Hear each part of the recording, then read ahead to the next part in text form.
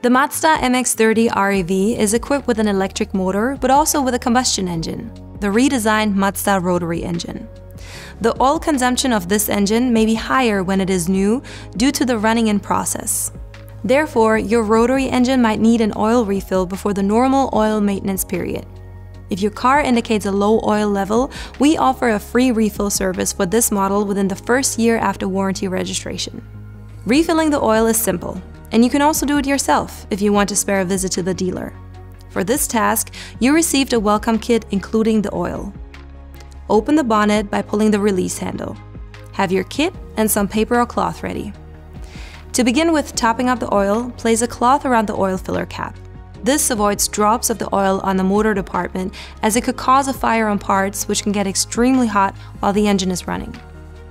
Now put on the gloves and remove the engine oil filler cap by turning it counterclockwise. Place the funnel in the oil filler.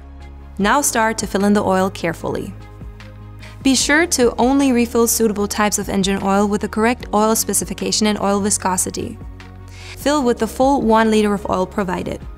When you're done, put the oil filler cap back on. Remove the cloth, close the bonnet, and you're done, ready for your next trip.